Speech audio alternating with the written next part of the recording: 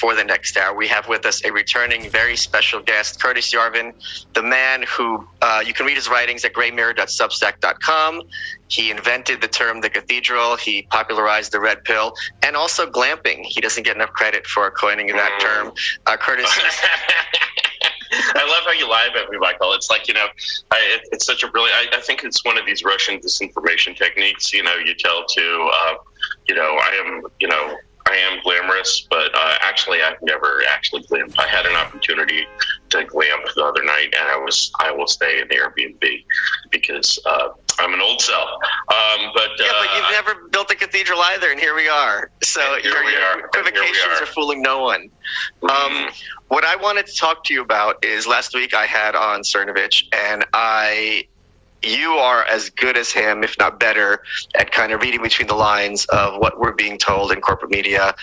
You're very big on political analysis in terms of people's incentives and responding to incentives, as opposed to this is a good guy, this is a bad guy, and this kind of Star Wars cartoony version of what's going on. One of the things I'd asked you, and you'd given me a fairly good explanation, is what do you think it is that Putin wants with what's going on in the Ukraine situation? And if you had to guess, how does he think this is going to end? Wow, that's a good question. I'm not sure it's entirely the place to. It's a fun place to start. I want to register an objection to the use of your term corporate media, because you're basically, when you say corporate media, and I hear that a lot, you're basically saying the problem with this media is that it's owned by evil corporations. And, so there's a sort of subtle left-wing critique in there. You're like, wow. That's by design. That must mean no, because you're basically, there's a sort of falsity in there, because you know what ProPublica is? No. It's basically, it's the New York Times as a nonprofit. And so when you're basically saying corporate media, it's like attaching an antibody that is sort of attaching to something that is completely coincidental and false, and it's easily mutated away from. If you were found in the New York Times today, it would be a nonprofit. And so corporate media basically doesn't describe it. I usually say institutional media or legitimate media or something like that. I'll sort of save my slanted labels for when I really need them. All right, I'm just lecturing you there. If you'll absorb that lecture kind of quietly, and let me answer your question. No, this is my show. Okay, I completely disagree with what you said. We're not going to get into it now, but I'm aware of that criticism, and I disagree with it. But go ahead. So please answer my question, sir. I may remind you you're under oath. What does Putin want? I think Putin, a couple of things. I think Putin is thinking sort of, Americans are kind of totally unfamiliar with something called international law, which existed before something else we call international law. The something else we call international law are like the bylaws of the 20th century American empire. The previous system of international law, which I usually call classical international law, if you want to learn about it, you can read, there's this motherfucker named Emmerich Vattel, which sounds kind of like a rapper, but he was a Swiss diplomat, and he wrote a book simply called The Law of Nations, which is about the law of nations. And if you want, this was the sort of textbook in statesmanship that was used by our founders. It was standard in Europe. It's very, very brief and simple and condenses a lot of previous work. If you want to understand classical international law and you don't have time to listen to my sorry ass, go and read Patel.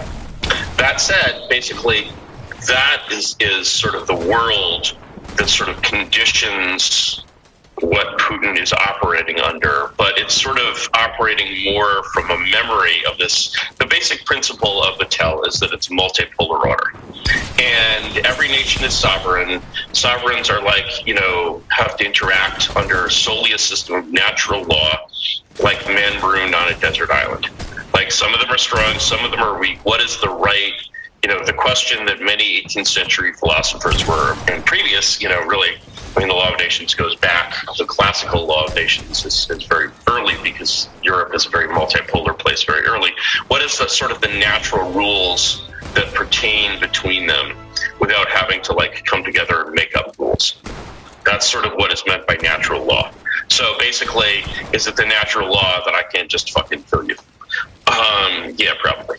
And indeed, you're going to find that in basically, all except the most perverse legal systems.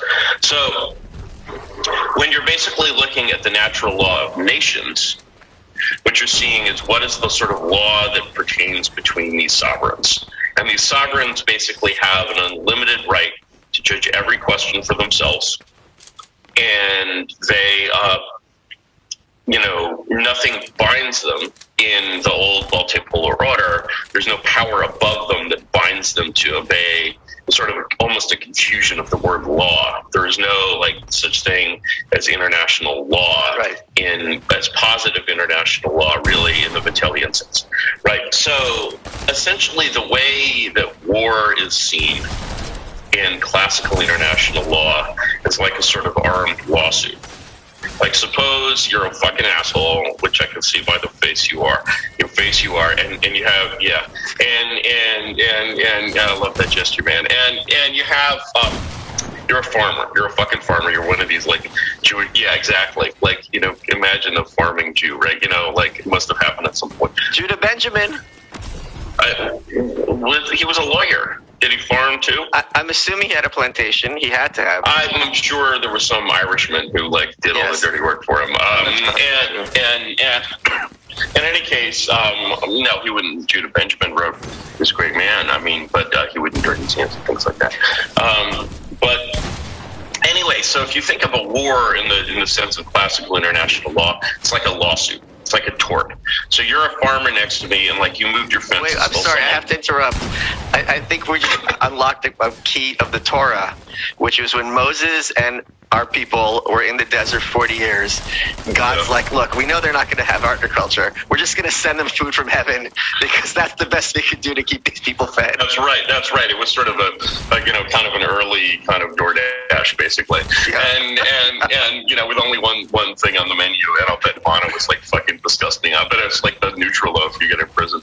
But in any case, where was I? Neutral loaf.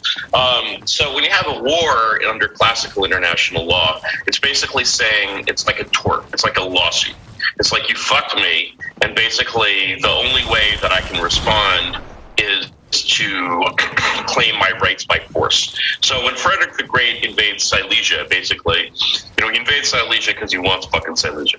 But, he comes up with this sort of explanation of why under certain ducal inheritance, there's this huge medieval book of because this dude fucked this other duke, it belongs to him, and it doesn't belong to Marie Theresa because she's a woman, and blah blah blah, right? So he comes up with this explanation of why it is justified for him to invade Silesia. In fact, of course, he wants its rich iron and coal mines and shit, and he's I can just take this shit from Mary Trace, right? It turns out to be a little harder than he thinks, et cetera, et cetera, et cetera. But, that's I'm prosecuting a lawsuit, but there's no sort of court which I can prosecute the lawsuit before and that will enforce the judgment. I have to enforce the motherfucking judgment myself on this bitch Mary Trace, right? And that's sort of so it's sort of a lawsuit, a kind of a system in which the lawsuit is sort of a combat of arms, and in this combat of arms, the richest and strongest tend to win, which is exactly the way it works in a fucking court, except it would make much better TV, right? Yeah. So basically, and we'll get to. I just posted a long thing. We'll get to my issue with some of the war footage coming out of Ukraine, the Ukraine, what. I caught that. Go ahead. I try to be consistent, and I don't let that's the language issue is another discussion, but this whole fucking thing is this tragic comedy of unbelievable proportions. Yes. That's my overall analysis of the war in the Ukraine. Anyway, so basically, for example, in this lawsuit, Louis, in this sort of concept, Louis XIV, very, very influential, absolute monarch. They called him the Sun King. Right. He reigned for 50 years. Incredible badass. There's, and his canon are emblazoned with the Latin phrase "Ultima ratio regum," which means the last argument of kings. So basically, in terms of the lawsuit here, how is the West behaving in a way that is sort of illegitimate and justifies basically suing? Why is Putin ready to sue the Ukraine, or sometimes I just say Kiev regime, and like you can just use the cities as metonyms. You can say there's a civil war in Russia between Moscow and Kiev, right? The regime in Moscow, the regime in Kiev, they're both obviously regimes. Everything is regime, and it's not pejorative. It's objective. Anyway, so basically, so you say, first of all, what are the grounds of this lawsuit? The grounds of this lawsuit are, number one, the detachment of the Ukraine from the Soviet Union, including one of the three old and great Russian cities, Kiev, Petersburg, Moscow, was basically this sort of act of quasi-banditry in the fall of the Soviet Union. The eastern bank of the Ukraine has basically been, part of Russia since, Pocahontas was a little girl, right? Then there's another part that was basically part of Poland and also Austria-Hungary. That part has been, but the cities were all basically ethnically cleansed. There were Jews. There were all kinds of people in the cities. The cities speak Russian, and there's a sort of strange peasant language, which used to be called Ruthenian and is now called Hungarian, Ukrainian, which is kind of a distant relative of Russian. It's like French versus Spanish. And, the importance in the life of the Ukraine, say, like, of Ukrainian is like the importance of, like, French in Canada or something like that. Like, there's definitely a bunch of, Hicks planting radishes out of the country who speak it. Generally, they also speak Russian. And basically, all of the attempts to promote this other language have been, like, the lingua franca of the Ukraine is Russian. And all of the attempts to sort of promote this other language have been sort of transparently motivated by generally diabolical political goals. So the Germans are the first to create the state of Ukraine. It comes out of this in 1917, not the Nazis. It comes out of sort of, how the like mid 19th century of like romantic nationalism, Poles sing songs about Poland. Actually, most people don't know this, but the Ukraine has a national anthem. And the national anthem, the first line of the national anthem can be translated in a number of ways, but one of the more common translations is Ukraine isn't dead yet. Oh, which that's just such a great Eastern European move, right? So the thing is, here you have this it's almost like don't call it a comeback. I've been here. Yeah, you don't call it a comeback, right? Hey guys, do you suffer from poor quality sleep, or when you work in your computer all day, you get like eye sores and headaches? Well, that's what Blue Block's blue light glasses can help you with. They've got a bunch of different types of glasses for different issues. For example, they've got the blue light computer glasses for headaches, sore eyes, digital eye strain. They've got the Sleep Plus blue light blocking glasses when you have poor sleep or fatigue. Insomnia is the worst. They've got these stylish, they're more expensive than options. They've got all backed by science. Flash your welcome. Use coupon code WELCOME to save 15% off. Your welcome is brought to you by Progressive. Progressive helps you get a great. You visit Progressive. It's one small. And the my Substack is certainly not go back, right? So you're basically looking at this sort of very marginal thing constructed out of like sort of this linguistic residue of like the 9th century that is found basically only in areas involving a lot of hay, that has been created basically a couple of times in recent history as a country which had never existed before, basically always in something like an act of war against Russia. And so basically it's not quite like Texas, because Texas doesn't have a big linguistic minority. Well, as Mexicans, I guess, it's actually a little bit like basically you split off Texas into its own independent country, and the official language of Texas becomes Spanish, and then there's all this like Texas nationalism that's sort of merged with like Mexican nationalism in a way, and the whole thing is basically run by a couple of guys out of China, right?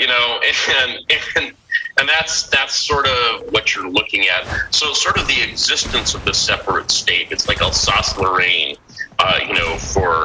for Germany or for France, depending on who has it. Actually, they all speak German there, And so it's like this, first of all, you're looking, let's go back to the lawsuit frame. You're looking at, you have this fucking car you stole from me like 30 years ago. Okay, you didn't steal it from me. You basically came to my door and were very belligerent and bought it for like a 20th of its actual price, right? But I've always felt that this transaction is fundamentally illegitimate and that the Ukraine is part of Russia and what the fuck, okay? Because it was not like nobody treated it as, in the Soviet Union, it's like, going between Kiev and Moscow. It's like going between Tennessee and Kentucky. I mean, right? And there aren't even like different laws. There's like, it's part of this, it's a line on a map. And so then you have, okay, not only does this exist, but basically there are enormous amounts of basically 2-3 things coming from the West in this state. There is enormous amounts of political influence, as you can see from the leaked Victoria Nuland call. The State Department is basically picking Ukraine's new government. I'm sorry, the Kiev regime's new political officers, and certainly picking the leaders of, setting up opposing coalitions, doing stuff that's basically like, if that was being done by a force within the country, that force would clearly be one of the most powerful forces in the country. Right. Number two, you're basically arming the smaller country with weapons that are clearly superior to the weapons of Russia. In fact, the way Putin describes it is you're essentially trying to create an anti-Russia on Russia's doorstep. So imagine basically it's like the Chinese are arming the Canadians, right? And they're putting like hypersonic nuclear weapons, that can like blow up, Biden in like 45 seconds, and they're mounting them in Toronto, right? And it's the future that China has more people, it has more money, it's like in every way more powerful than us, and they're thought to covet California, right? Because we owe them all this money, right? So it's a charged and dangerous relationship. The U.S. is very much on the back foot. And here is the sense that Canada is kind of being armed as an anti-America. Canada, by the way, is governed in the Chinese fashion. The streets are immaculate. Heroin is published by like burning at the stake, right? So, totally different Canada. And, this Canada is starting to boom. They have, there's a lot of Chinese investment coming in. They have, factories with whatever, right? So as America in this situation, you're very much on the back foot and you feel that this is very much sort of an attack. And so you develop it because it's hostile to you, you become hostile to it. And then it's like, why do we need all these arms? We need all these arms to defend ourselves against the U.S. Army, which is massing provocatively on our borders, right? And so the thing that is being done with Ukraine, and this under natural law, basically, if like somebody is like sharpening his like stone axe on this island, he's like sharpening his stone axe every night, and he's like murmuring your name, he's like, get that mouse fucker, and a mouse fucker, and only one of us is gonna live. It's like, yeah, do you have to wait for him to come over to like your fucking straw mat and have him bash your head in with a stone axe, or are you justified in doing that first? You are totally justified in doing that first. And so once sort of things degenerate to the level of like war, of like combat, like, yeah, you have to act. One of the ridiculous, stupid things about this like 5-year-old 20th century view of law is this concept of like the aggressor. The concept of aggression does not exist in classical international law. It's basically sort of made up to justify this kind of typical Anglo-American, method of smashing weaker powers, which I call, kick the dog until it bites, and then call it a mad dog and shoot it, right? And so basically, Putin, this is what's going on here. Putin is being constantly kicked. And, and Russia is being constantly kicked. And there's this great Twitter thread of like, American great international relations gods from like George Kennan, John Mearsheimer, Henry Kissinger, 3 ambassadors to Russia, 2 secretaries of defense, all quoted as saying, it is insane to provoke Putin by expanding NATO in his direction. There's absolutely nothing that you're getting at it, and they regard this as an existential threat. It's like, suddenly Texas, you have this independent Texas, and it joins the Warsaw Pact. Right, okay. In Warsaw Pact, and it's like, basically, don't mess with Texas, or like, Russia is going to nuke you, right? And like that's a very threatening and unpleasant situation, and there's no cause for them to do that. There's nothing other than sort of some kind of predatory motive it's just bad behavior. You don't set out, you don't set up man traps outside your friend's house, right? That again is a violation of natural law, and so basically Putin is acting on this basis. And, whereas America is acting on the basis of basically mid-20th century international law, which is that basically any dog that bites is a mad dog, and it probably is going to eat not only you, also your family. So this is bite you, it's going to kill you. It's not just going to kill you, it's going to eat you, and it's probably going to eat all of your family as well. Dogs are carnivores, and possibly the whole community. Right, and so I had this conversation with a very, very serious and intelligent person, leader in a scientific field, and he's basically like, look, if you let Putin take the Ukraine, I think it's the Ukraine, if you let Putin take Ukraine, and he will, where will he stop? I'm like, well, I don't know. I guess I'd mainly be concerned that he stops at the Channel. I think if he takes England, that's going too far, right? And I think I would make a stand there, and but really it's the other hemisphere which he's going to do, and my friend is actually, well, okay, once he takes England, then maybe he takes the Falkland Islands. Okay, that's our, and then like you're imagining these like T-72 Falkland Islands belong to Britain. Yeah, well, yeah, exactly. But if you take Britain out of the Falklands, then you have this possession in the Western Hemisphere, right? And then from that point, you take Buenos Aires, long time. You take Argentina, and then you're basically like Spetsnaz. They're like marching through the jungle. They get to Brazil. They have to work with these peoples of the Amazon. Flying tubas. Hunt monkeys.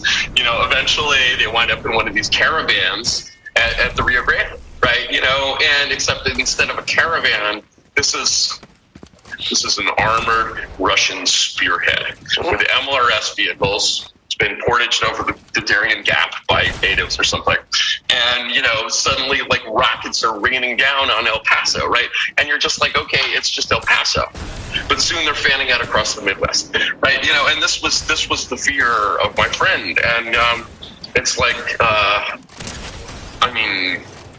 I'm amazed, right? And this is an amazing way to think.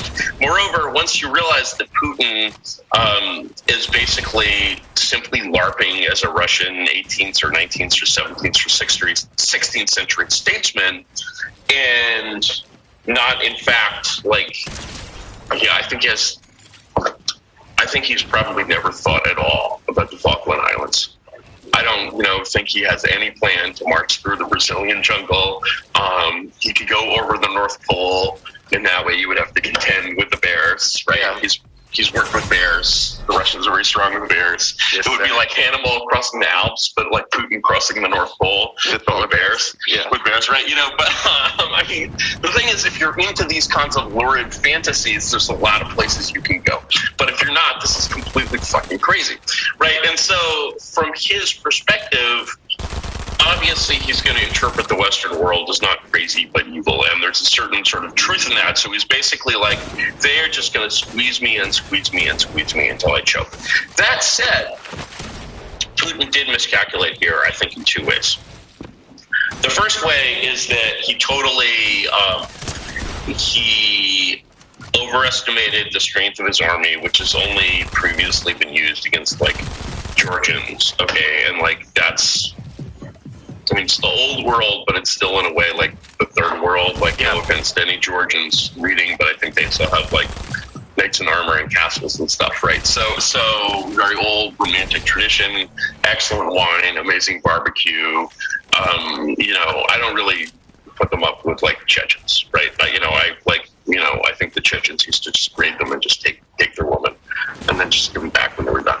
I think that's how it was with Georgians. So, basically that was straightforward. I'm sorry if there are any Georgian viewers who I've offended there, but that's just my very biased impression that Russians versus Georgians is not a problem. And I think this guy Saakashvili, who was the president of Georgia, which was a big thing, I think he and Zelensky, I think he's lives in America and drives an Uber or something.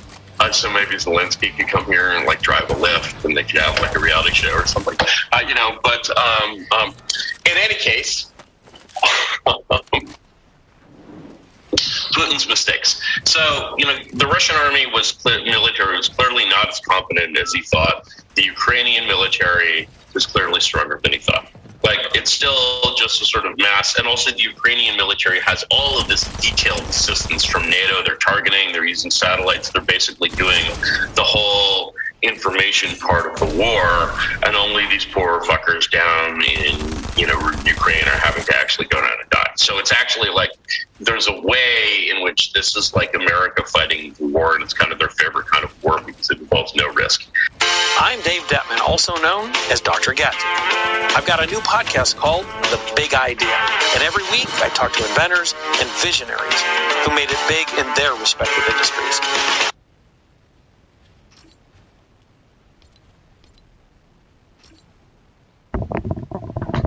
You're so fucking cringe, bro. Just keep eating fish every time you take damage, fucking loser.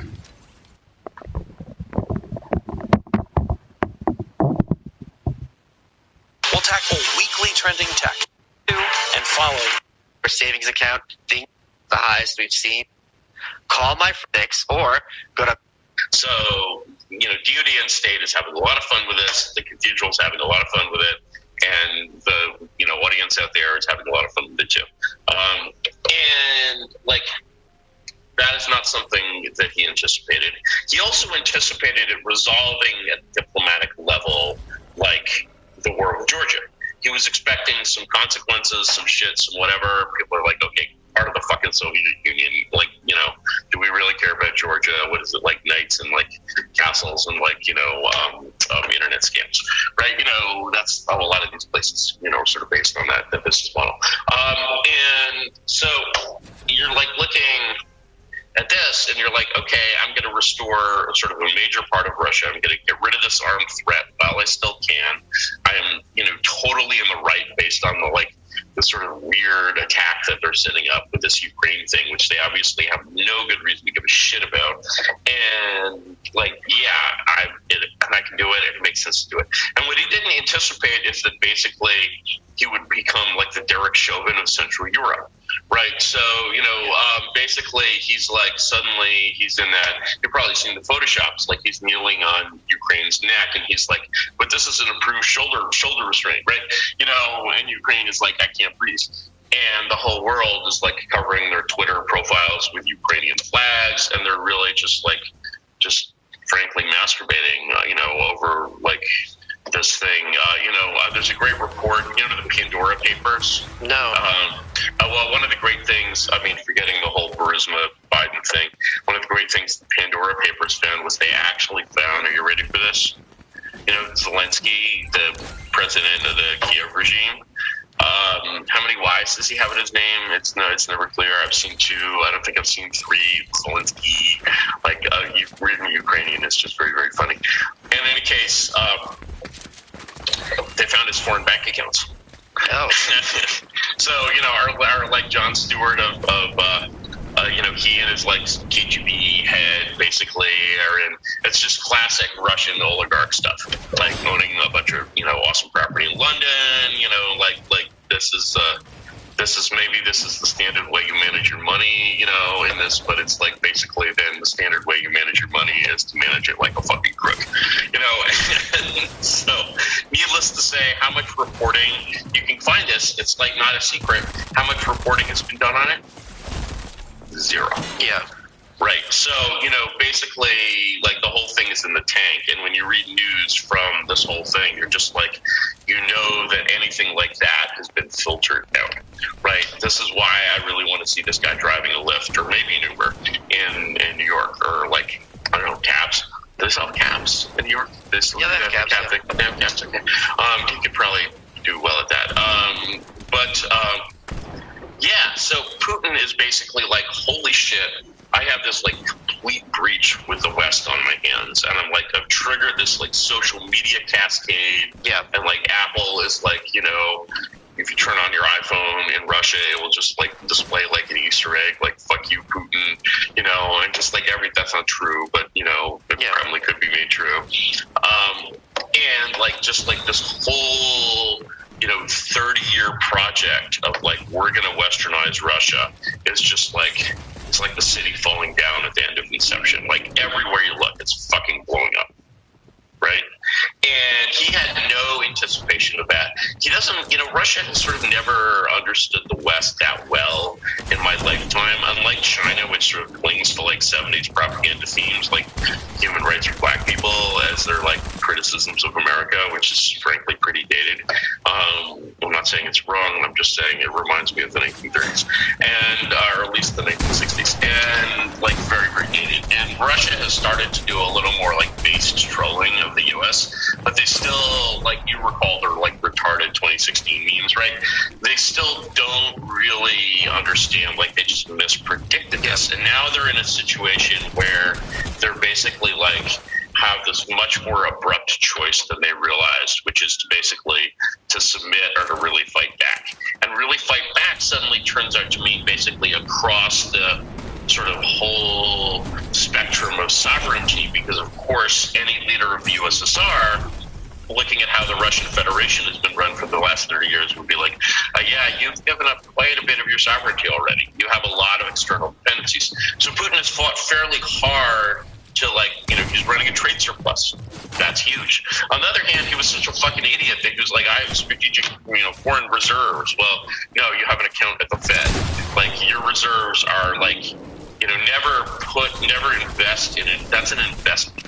Never invest in something that will be illiquid at the point when you need it most. Yeah. Kids, you will make that mistake. Someone listening to the podcast right now will make that mistake. He will be like Putin. Kids, don't be like Putin, right? And so he must be like looking at this, and he's like, I could have fucking taken it out in cash. I could have loaded like the Antonov, you know, 225 with like dollars and euros, and like flown it to Moscow and requested like unmarked fucking bills. You want to pay or do you not want to pay? I want unmarked fucking bills. I don't want you to know what bills I have, and like I'm gonna have a huge pile of cash, and you're gonna have a hard time keeping me from spending those bills, right? Because they are not counterfeit. and so the like, you know, he basically was sort of counting on continuing to be part of the West. There was sort of no sense in which he's like, oh my God, we got to replace this, we got to replace that, we got to not depend on the West for anything, right? And suddenly he's in a position where he's like, why don't I look in the other direction? What about my friends in China? And are they friends in China? And his friends in China are just like, man, did you have to fucking do this? Like, why are you rocking the fucking boat like this? Like, there's nothing worse than rocking the fucking boat. Like, we grew up in the Cultural Revolution. Don't rock the fucking boat. How are you not aware of this? How did you not know that this was happening? We're kind of a little pissed. Because actually, we're in this basically great position where we're just like sucking all the blood out of the, you know, economic blood out of the West. And there are like three things that we can't do. And like, we can't build like jetliners, we can't really build semiconductor process tech, and the fabs we have are not the best. So we've got to, for our high-end chips and things, we've got to import things. Other than that, however, we're basically set. And, you know, still there's a reliance on kind of global economy integration. There's no, I don't know how hard they've worked to like prevent their like resource supply from being cut off. But like the West's dependence on China is so enormous that you're like basically like the really important question, sort of geopolitical question here is, does China actually make any kind of effort to enforce the sanctions against Russia? Or is there basically just a continuing flow of trade and, you know, and raw and manufactured goods and dollars or renminbi or whatever between China and Russia? You know, can, for example, China, imagine China says to Russia, okay, hey, you've got these frozen reserves. Okay, that's like a frozen account, you know, that's still an IOU. They're acknowledging that you own this shit, but they're just like, you know, we can't pay you right now. So, one thing you can do with an IOU like that, in theory, and sure in practice at this level, is sell it. So you basically say, hey, China's like, okay, for your frozen dollars, we will give you 70 cents on the dollar in renminbi. Yeah. Okay, you want to go shopping? Alibaba's right over there. We're a huge fucking shopping mall. You could buy anything, right? And so what is the West going to do? We're not going to buy Chinese goods because you're selling shit to Russia. And so you're basically getting, this is like the Dragon Bear Alliance. You're creating something that's kind of pretty fucking self-sufficient in natural resources. It's pretty fucking self-sufficient, if you'll excuse my fucking French. It's pretty self-sufficient in, it's completely self-sufficient in manufacturing, except for these few very, very high-end things. As far as the weaknesses with respect to the West, the only weakness it has with respect to the West is basically Elon Musk's Starship actually works, in which place the West will have 100x more heavy lift capacity and should use that to defeat Eurasia in space war, right? That's what the Space Force is for, dude. But other than that, basically Putin is in this situation where if China will actually work with him, they can actually create much more sovereignty than either of these countries has right now. And that involves a financial, that involves you start to see this world in which China can just be like, hey, America, we suck all the juice out of you. We're done here. You're Argentina. You're Argentina. You have crops and rocks and people selling shit to each other and people fucking around and getting green pieces of paper. That's what you have. So if we don't want your green pieces of paper anymore, I don't know, learn to do something, and it's actually, everyone points out, 100 years ago or 1900, Argentina is a richer country than the U.S. And so you're basically imagine America, but basically the only source of manufactured goods is to buy imports with revenue from selling crops. Right. Yeah, right. That's a pretty crumbling fucking America, right?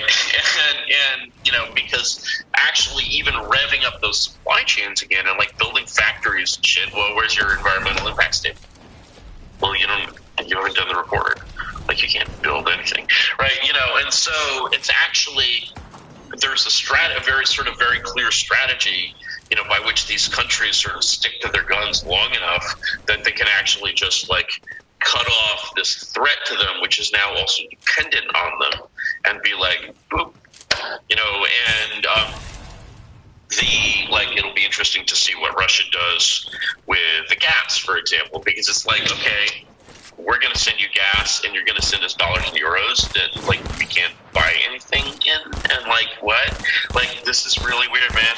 And why don't we just not send you the gas and we feed, how you feel? Maybe you can set up a cam or something so we can watch you freeze in your unheated house. One of those Russian dash cams, but you have cams of Germans freezing to death all over Berlin, right? And then you go, I love that we still have Fume as a sponsor.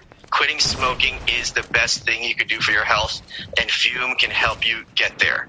Fume is a natural inhaler designed for a better, safer, and natural way to quit cigarettes. No smoke, no vape, no nicotine replacement. What it replaces is that hand-to-mouth habit of smoking, which is that ritual, which is so hard for so many people to break. Fume is made of 100% Canadian maple. They have these cores infused with plant oils that are studied to curb cravings. They have flavors like peppermint. Conquer has minty notes to stimulate menthol cigarettes. Lemon Berry Bliss for a sweet experience. Their flavors are all 100% natural. No chemicals, no flavors, and absolutely no nicotine. Guys, smoking's expensive. At the very least, you're going to be saving yourself a lot of money. Quitting is tough, but Fume can really help, and they've got thousands of 5-star reviews from smokers who tried everything else, and this works. Whether you're a smoker or an ex-smoker who still struggles with cravings, Fume is the perfect tool for you. It's time to create positive habits and quit naturally Fume, and I'm glad to be a part of helping to make it easier. You're going to save on cigarettes you aren't buying. You're not going to have to buy breath mints. Your teeth won't be as yellow when you save on your initial purchase of Fume. If you head to breathefume.com/malice, BREATHEFUM.com/malice, use promo code malice, you get 10% off your order. That's 10% off your entire order when you head to Friends Healthcare Costs. You have to choose between rolling, which means on top of that, which is why so many people puts community and you get access to the crowd. They make payment to doctors and members as quickly as possible, and they negotiate a better way to pay for healthcare. Join the crowd.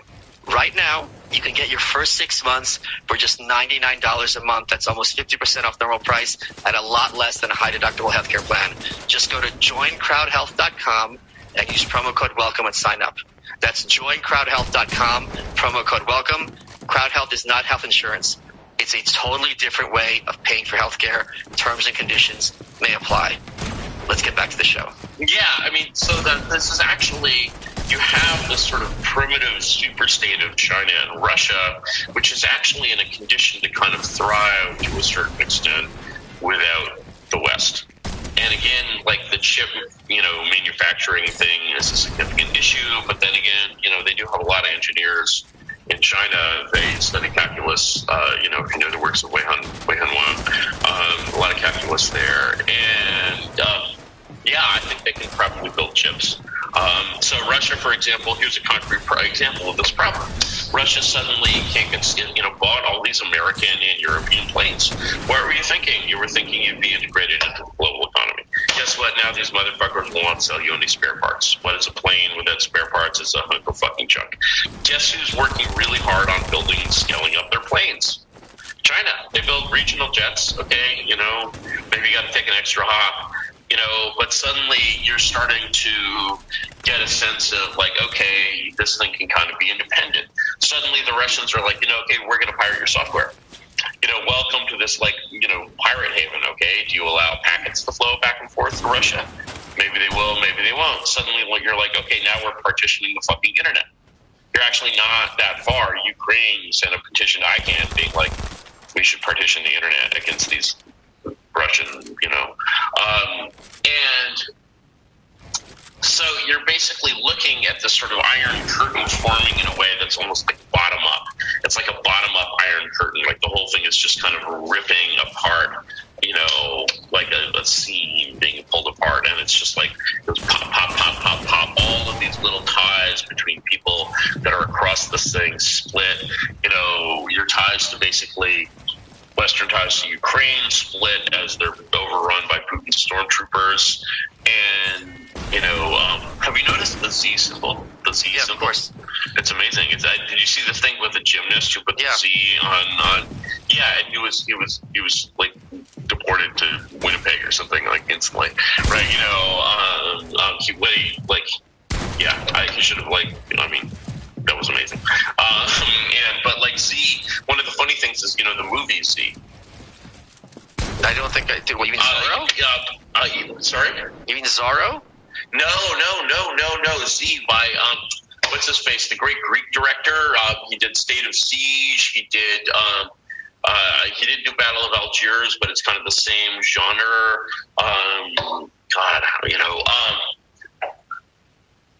Anyway, it's this movie about, the sort of popular, of course, shitlib uprising against the Greek dictators, right?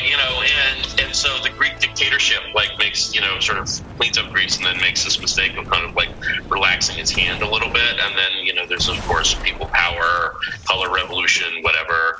Really good movie. And but the symbol of the resistance is Z. Okay. And they're painting Z's everywhere. It means something totally different. They're painting Z's everywhere. It's so easy to make a Z. And, I think it's a great symbol. It sort of doesn't have any mid-20th century baggage, but it's really easy to draw. I mean, and who's gonna, I don't know. I'm not suggesting anyone vandalize anything, of course. Anyway, so that's basically Putin's situation, is that he's okay, they're building this anti-Ukraine, this anti-Russia in the Ukraine, right? And then he's okay, I'm going to teach them a lesson that this won't be tolerated. And then suddenly he's in the position where he's the devil of the whole Anglo-American world. And they're basically, calling for him to be just destroyed, and he's actually at war in a way. Like suddenly, one of the problems with basically sort of Russian diplomacy toward the U.S. is that because its sort of DNA is from the Soviet period, they make this really unwarranted assumption that there are a lot of Russian sympathizers everywhere in the deep state. And, of course, so basically the Soviet Union is always basically doing these, incredibly, going back to, the Tort framework, these, incredibly mean things to the U.S. When you probably didn't know that when, American planes, after, bombing Japan, landed in the Soviet Union, rather than handing back the aviators to the U.S., they actually imprisoned them. Oh, I didn't. Wow, holy crap, okay. Yeah, right. And, and so basically there were these constant FUs from Lenin and Stalin to people like Wilson and FDR, where FDR would be like, I love you, and Wilson, Lenin would be like, you bastard, I'm never fucking you again, and then go and take more money from him or something, right? It was this really dysfunctional relationship in which Lenin is basically the hot girl, and because power, right? And so they're used to having these deep American connections that can sort of look out for them and basically sort of cushion the blow if they basically deliver this just massively flip the bird to America, and then of course this doesn't exist anymore. It's sort of the opposite, right? Putin is already on the verge of being, it's a fun thing to do actually. Readers try this, report back to Michael.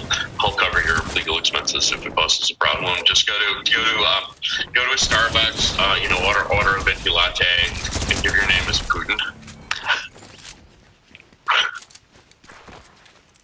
It's thought experiment, social, and just it's fascinating. Michael, you should try this yourself. I'm sort of working up the nerve to do it, but I'm just old and recognizable. You should be an anonymous, person. In any case, that's the situation of Putin. He's basically in a war that's as deep as the Cold War in 1963 or something, and he's just holy shit, are we going to have a Cuban Missile Crisis? Right? I don't think there's going to be nuclear war. A friend of mine is are you moving away from population centers? I'm no, I'm going to stay in population centers but I don't, that is a world that he didn't expect to be in. He has many sort of reflexes and plans for the sort of other world in which you kind of keep doing business as usual after some kind of ritual complaints. But now he's just really pissed the system off. And, he's done this amazing, he's basically cured COVID. Had you noticed that he cured COVID? I tweeted that. You what? I tweeted that. I get it from your tweet. I don't read your tweets. I don't read any tweets, right? Smart I'm man. not on Twitter, but That's to your credit. Putin cured COVID. He didn't cure the disease. Omicron did that, but he cured the hysteria. And suddenly nobody cares about.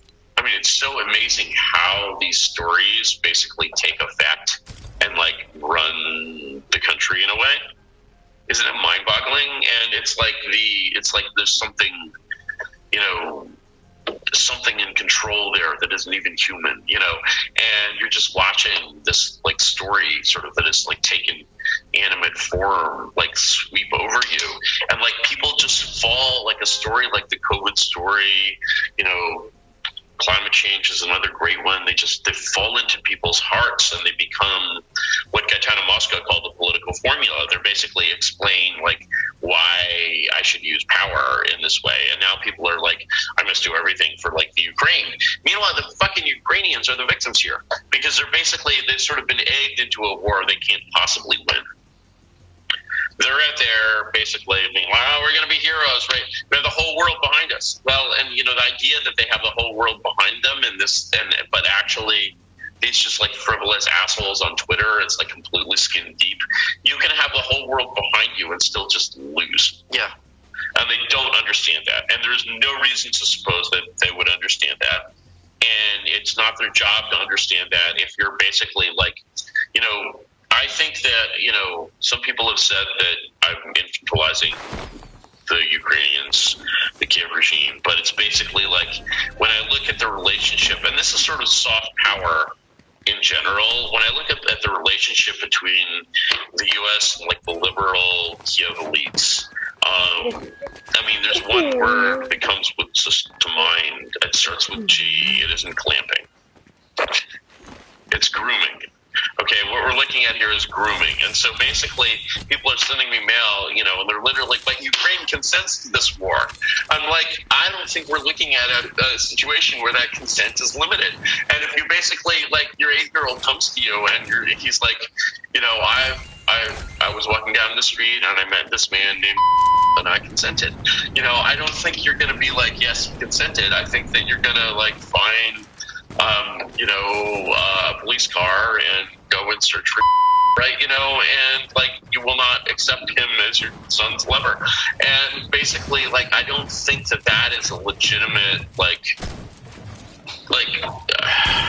mean, that argument of consent is completely illegitimate in a situation where you have power. What is soft power other than power? This is not a relationship of equals. Consent cannot be given in this situation. Right, and so basically, and we're putting Ukraine in this situation where they're like, one of the things I write in my post is I'm like, okay, if you wanted to, suppose Americans hated Ukraine, suppose they really wanted to punish these Ukrainian fuckers, they wanted to do as much damage to them as possible in any possible way, just out of some like old ethnic grudge. So basically, what you'd want to see. What would really be very, very satisfying in that situation is to like see them lose a bloody urban war. That would be great. Okay, if you really want to hurt them, basically, I think we're on, schedule for that. Then there was this amazing article in the Washington Post, this is no secret. Of course, everyone who can like do the math and has a brain and can basically look at this thing, we'll see that Ukraine is going to lose the conventional war. Not to worry. After all, the motto of the special forces is de oppressor, libere, to liberate the oppressed. The Ukrainians will then be oppressed. We will go and liberate them in this way, and we will train the moderate Ukrainians, or maybe even the radical Ukrainians, or the moderate Nazis. That's it. We're going to arm the moderate Nazis. I've actually basically seen this line of like arm the moderate Nazis, and like it's so great. I mean, what a precedent, right? And we're going to arm the moderate Nazis, or the moderate moderates. We're going to arm any Ukrainian over the age of 8, or at least around 6, and we're going to send them to battle against Putin's minions. Will they die heroically? Of course they will, and so everything in DC is setting up for this incredible insurgency supporting mission. All the people that lost their jobs, or lost their work out of Afghanistan are looking for something to do, and they're like, okay, what the Taliban won in Afghanistan, but what if we were on the other side of the war? What if we were the ones supporting the Taliban? Wouldn't that be amazing? Wouldn't that be fun? Look at how many lessons we learned. Of course, it's a fucking joke, and, there were all these attempts to create insurgencies in the Soviet Union after World War II. They all failed, like, utterly miserably. Hello, guys. Michael Malice here, underwear model to the stars. If you want to get inside my pants, you want to wear sheath underwear. And the great thing about sheath underwear, I just collabed with them to make and design my own pair. And they're inspired by dynamite, just like the cover of the Anarchist Handbook. If you go to sheathunderwear.com and use promo code Malice, Malice, you get 20% off. What's great about Sheath, and I wear them every day, is they've got this dual pouch technology, because there's one pouch for one part of your male anatomy, another pouch for another part of your male anatomy. First time you try them on, you're getting all your hands in there, you're like, this is weird. And from then on, you're like, oh, this is the most comfortable underwear I will ever wear. It's got added comfort, added performance, added mobility, and there's something a little subversive about talking to someone while the whole time your underwear is cupping your junk. I'm not going to lie, I do enjoy that aspect of it. If you go to sheathunderwear.com and use promo code Malice, you get 20% off your underwear, including my underwear. That's sheathunderwear.com and use promo code Malice, Malice, for 20% off. You guys ever feel like you're being followed around the internet? Maybe advertisers know a bit too much about you, so our sponsor, ID Vanish VPN, is here to help you take back your privacy and help you become anonymous on the internet. IPVanish is a virtual private network, a VPN for short, which is an important tool that helps you safely browse the internet. You can use a VPN on your computer, tablet, phone, whatever it is when you're streaming media. When you use a VPN, all your data is encrypted. What you're watching, what you're searching, what you're reading. I know what you guys are doing. Whatever it is that you're doing. That's important because what you're doing on the internet is no one's business but your own. For a listener of the show, IPVanish is offering 65% off their annual plan, only $375 a month, super easy to use. Turn on with one click, it runs in the background, helps to protect you while you're browsing the web. Go to ipvanish.com/malice and use promo code MALICE, that's MALICE, to get your 65% off savings. Their annual plan is just $44.99 for the first year with our discount. This is the time to sign up because with our discount and their current promotion, you can get a VPN for 65% off the usual offering. Here's the thing, IPVanish is the best of the best. 4.7 out of 5 on Trustpilot with over 6,000 reviews. Remember, it's ipvanish.com/malice to get the deal and start protecting yourself online. Let's get back to the show. Putin not only, the Russians conquered Chechnya. Okay, Chechnya. Do you know anything about Chechens? Have you ever met a Chechen? Are you familiar with a Chechen national character? Is there an insurgency in Chechnya? No, there is not. So basically, the Ukrainians next to Chechens are basically like a golden retriever, next to a starving rabid gray wolf, right? So, there's that. You have a certain number of, the whole thing is just ridiculous. You can't have an insurgency in the middle of Europe. It's retarded.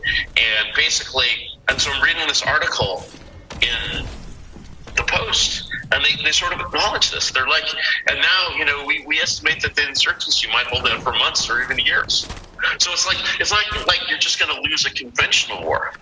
Oh no, actually, the suffering that the Ukrainians are scheduled to go through, thanks to all the motherfuckers with Ukrainian flags in their Twitter name profiles, is that they will first lose, and this is what everyone expects. Moreover, all reasonable people expected that expanding NATO would promote this. It's like the whole thing is just railed. It's like watching this locomotive drive straight up the ass of 40 million people. And the Arab Spring was just like this, right? And you're basically watching this being done with all these fuckers with Ukrainian flags in their and they don't care at all. And you sort of bring this up to them, and you're like, well, they're like, well, they want to do it. They want to roll the dice on losing a conventional war and then losing an insurgency and being in the, I was about to say the position of the South in 1866, but actually there was a lot of praise at the time of the Confederate leadership and specifically of Lee for not starting a fucking guerrilla war in the South, which is what everyone expected him to do. And he's like, no, actually, motherfuckers, we are not going there. We are there's going to be no fucking bushwhacking. Everyone who's doing that now is going to fucking surrender. We wish we'd won. We lost. It is over and done. Okay, that wisdom is no longer present in America. They're just they want to basically fight Putin to the last Ukrainian, right? And they're basically just using these people as pawns, right? And it's one of the things in my latest post at graymirror.substack.com, that is gray with MA, the American way. One of the, anecdotes that I reference is there's a couple of English, society tops, high in power circles standing around. And in 1945, they're watching this grand society ball, and it's like a wedding, and everyone's really happy. And one of them says to the other, well, this is what we fight for. This is what we fought for, after all. And the other, who's I believe Lady Kennard, is like, what? Are they all Poles? And they weren't Poles, and you might notice that they weren't Jews either. You've probably grappled with this question yourself, Michael. World War II, good for the Jews, right? And so, World War Ukraine is probably not going to be good for the Ukrainians, but in some sense, it's justified by the suffering of the Ukrainians, even though it seems that U.S. foreign policy has done everything it can do to cause the suffering of the Ukrainians, as if it was actual goal was to cause the Ukrainians to suffer. It would not have done anything different, and it would not be doing anything different. And my feeling is that I feel that this is fucked, Michael. I feel it is as fuck. So that is basically my overview of the Ukrainian scene. I could add one more note, which is on the war footage. Yes. Yeah, so I mean, and I start actually the piece off with this point, which is that basically this is war. This is like, you know, you think you're standing up for freedom and rights and whatever, but really what you're doing is you basically caught a couple of lobsters down, you know, in the water, and you're watching them fight.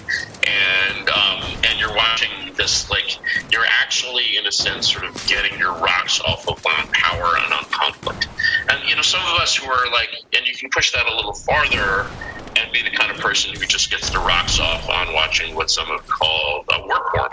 I don't know. Are you a consumer of war porn, Michael? Most certainly not. Yeah, you don't beat yourself. You know that doesn't make you. Yeah, okay, that's fine. You know, different things are for different people. But you know, the in any case, people are like, you know, just like raving about the quality of this war porn. Yeah, and I'm like, no, this is wrong. This is terrible, and I think it says a lot about the conflict, actually. And you know, people always say that because the camera is always getting better, and I'm just like, okay. You would just not spend any serious amount of time with war porn. And I want to give you like one story about that, because the best war porn has come overwhelmingly out of Syria. Because in Syria, a lot of these forces that are fighting are irregular, and because they're irregular, they're like startups.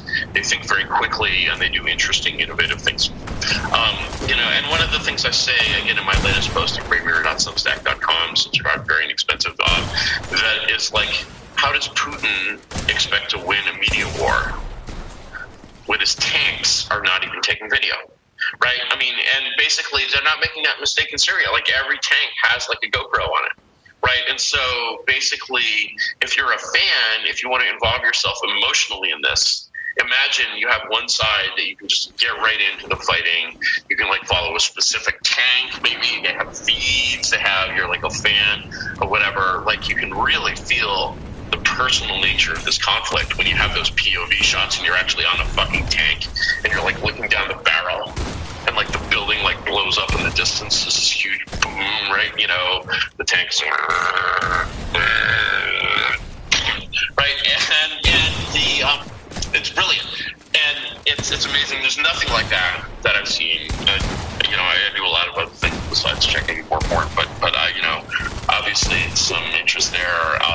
You know, and it's like, I guess people are talking about like gore. Maybe there's like good gore. I don't do gore at all, and you know, this stuff is disgusting. But like, let me tell you just about the hottest piece of war porn that I ever saw out of the Syrian war. Now, there was this weird Russian agency called ANNA, which means the Abkhaz National News Agency, which will be very funny to readers of Snow Crash by Neil Stephenson. And it has a little Abkhazian thing. And they were sort of Russian government aligned or whatever, did amazing work. And one time, I'm looking on YouTube for videos to show to my son, who's a preschooler at the time, so he doesn't really, I mean, yeah.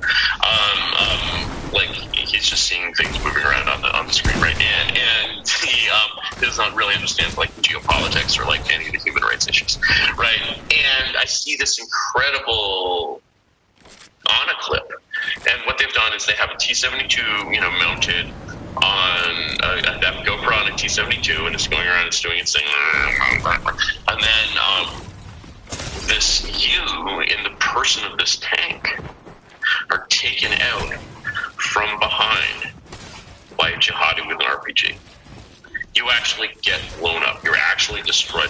And then ANNA does something that is extremely amazing that I've never seen done before or since. They actually cut to the POV of the same guy who just blew you up. Oh, wow. They've got the video from both sides, and they weave it into a single narrative. How often has that been done in war? No, I've never seen that.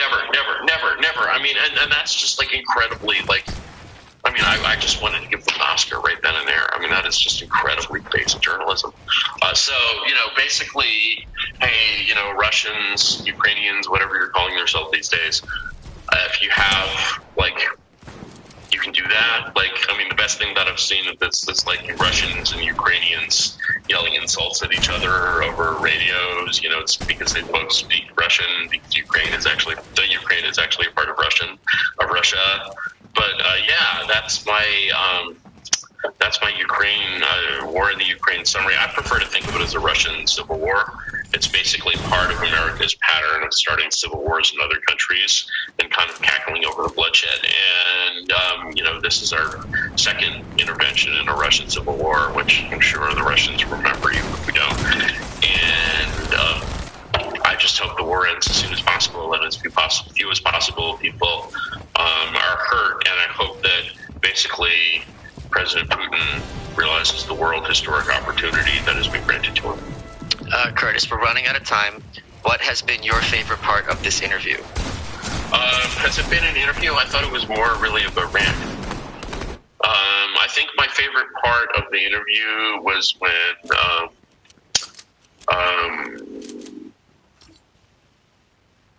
did we talk about? Never mind. I won't get into your personal life, but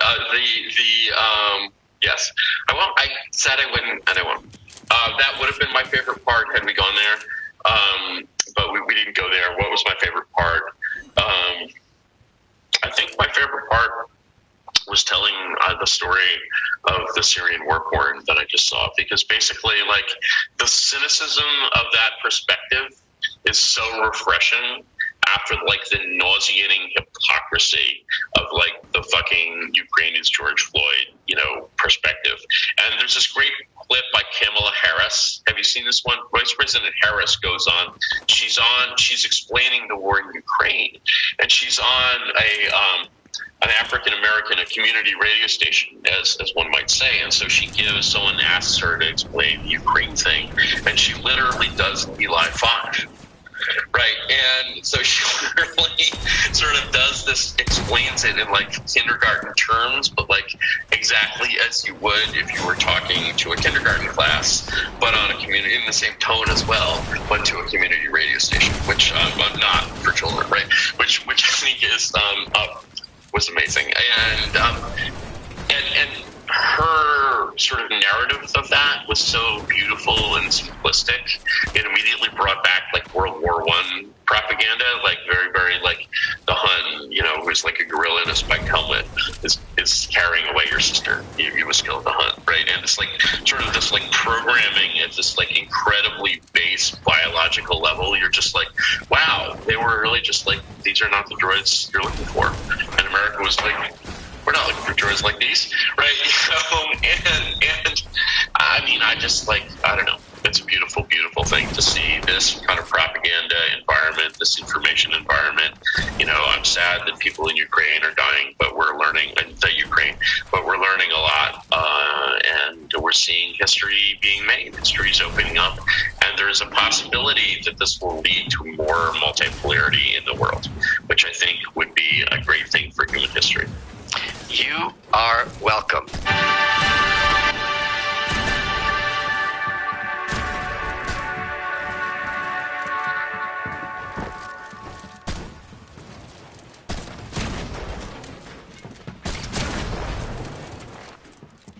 Watch Yellowstone for free on Pluto TV. All this weekend, Pluto TV is streaming a marathon of seasons 1 to 3 of Yellowstone.